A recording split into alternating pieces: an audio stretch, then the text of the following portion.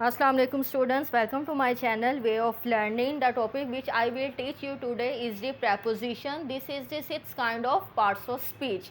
What is preposition? Preposition क्या होती है? Word which shows relationship between a noun or a pronoun or some other words in a sentence. ऐसा लफ्ज़ जो कि किसी नाउन के साथ या प्रोनाउन के साथ या किसी दूसरे अल्फाज का जुमले में आपस में ताल्लुक़ को कायम करती है या ताल्लुक़ को शो करती है, उसे हम प्रेपोजिशन कहते हैं।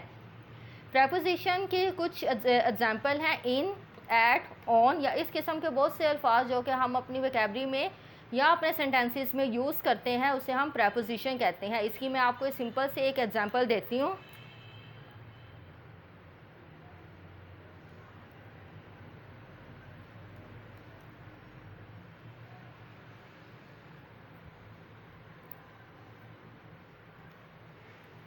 वाटर, डी ग्लास, ये हमारे पास दो नाउन हैं और अब इन दोनों नाउन का आपस में रिलेशनशिप कैसे बनेगा जब मैं इसमें प्रेपोजिशन को यूज़ करूँगी। Preposition means in.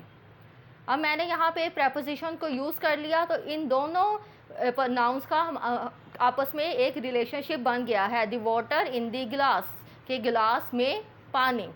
दो नाउन आपस में एक ही जुमले की सूरत में बन गए जब उनके दरमियान में एक प्रेपोजिशन इस्तेमाल हुई है। इसी तरह बहुत से अल्फाज को नाउन हो, प्रोनाउन हो या दूसरे लफ्ज़ हो, उनका आपस में जुमला बनाने के लिए, सेंटेंस बनाने के लिए, उनका आपस में रिलेशनशिप बनाने के लिए जो अल्फाज इस्तेमाल किए जाते हैं उसे प्रेपोजिशन कहते हैं। इसकी भी बाकी पार्ट्स ऑफ स्पीच की काइंड्स की तरह इसकी भी कुछ काइंड्स हैं जो कि मैं अब आपको समझाती हूँ। The first kind of preposition is simple, means सादा, in, at, on, from, up, with। इस किस्म के बहुत से अल्फाज जो कि हम preposition की फॉर्म में इस्तेमाल करते हैं उसे हम सिंपल preposition कहते हैं। Second kind is double, for example into, with, in, up to. इसको डबल क्यों कहा जाता है? क्योंकि इस जब सेंटेंस में हम इस किस्म के वर्ड को यूज़ करते हैं तो मीन्स इसमें दो preposition एक साथ यूज़ हो रही है, जैसे इन और टू। इन दोनों को आपस में कंबाइन करके जब मिला के प्रेपोजिशन के फॉर्म में यूज़ किया जाता है तो वो हमारी डबल प्रेपोजिशन होती है।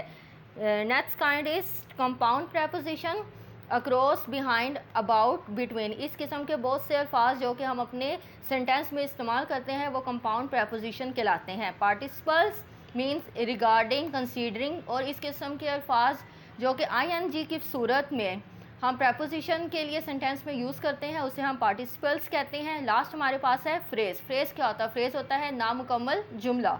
According to, in front of, instead of, इस किस्म के अल्फाज जो कि हम प्रेपोजिशन की सूरत में सेंटेंस में यूज़ करते हैं वो हमारे फ्रेज़ प्रेपोजिशन कहलाते हैं, क्योंकि ये सेंटेंस में यूज़ होते हैं लेकिन ये मुकम्मल जुमला नहीं होता, ये आपका नामुकम्मल जुमला ही कहलाता है।